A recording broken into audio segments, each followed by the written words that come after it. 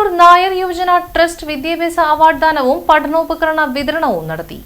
നഗരസഭാ councillor advocate CP Rameshan ചടങ്ങ് ഉദ്ഘാടനം ചെയ്തു. എല്ലാ ഇത്തരത്തിലുള്ള നല്ല നല്ല കാര്യങ്ങൾ സമൂഹത്തിന് വേണ്ടി ചെയ്യുന്ന ഈ സംഘടന ബാക്കിയുള്ള സംഘടനകൾ കൂടുതലുമാണ്. ഞങ്ങൾക്ക് ഇപ്പോൾ ഇവിടെ വിദ്യാർത്ഥികളെക്കാളും കൂടുതൽ രക്ഷിതാക്കളെ കണ്ടപ്പോൾ മനസ്സിലായി. നന്നായി എല്ലാ കുട്ടികളും ഉണ്ട്.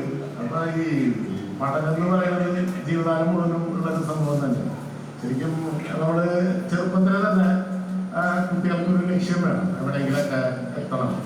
കാരണം ഇനിയുള്ള കാലത്ത് അറിവാണ് ലോകത്തേക്ക് കീഴടക്കി. പല എല്ലാ രംഗത്തും മാറ്റങ്ങൾ വന്നുകൊണ്ടിരിക്കും. ആർട്ടിഫിഷ്യൽ ഇന്റലിജൻസ്, റോബോട്ടിക് സംവിധാനം. ബാങ്കിലൊക്കെ ഇനി ശ്രീരാജൊക്കെ പോയി കഴിഞ്ഞാൽ പിന്നെ ഇനി റോബോട്ടുകളൊക്കെ സംശയം. കാരണം ശാസ്ത്ര സാങ്കേതിക രംഗത്ത് മാറ്റങ്ങൾ ഉണ്ടായിക്കൊണ്ടിരിക്കുക. ആ മാറ്റങ്ങളിൽ നിന്ന് എനിക്കോ നിങ്ങൾക്കോ മാറി നിൽക്കാൻ സാധിക്കില്ല. കാരണം പണ്ടൊക്കെ നമുക്കറിയാം 25 കൊല്ലം മുമ്പ് ട്രെയിൻ ബുക്ക് ചെയ്യണമെങ്കിൽ പോയി കാത്തു നിൽക്കണം. ഇപ്പൊ അതൊക്കെ മാറി, വീട്ടിൽ നിന്ന് ചെയ്യാം. ഒരു മൊബൈൽ ഫോൺ അവരുണ്ടെങ്കിൽ പുറത്തേക്ക് പോകണ്ട. എന്താ മുനിസിപ്പാലിറ്റി ടാക്സ് അടയ്ക്കാം, ഇലക്ട്രിസിറ്റി ബില്ല്, വാട്ടർ ബില്ല് ഇതൊക്കെ അടയ്ക്കാം.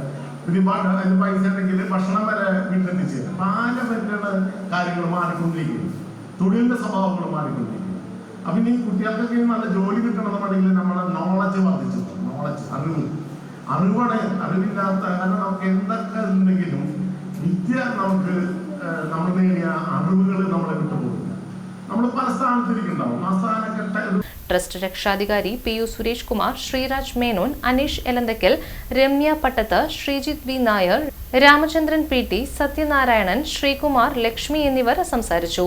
കേരള കലോത്സവം മിമിക്രി വിജയ് ആൽവിൻ ആന്റണിയെ ആദരിച്ചു.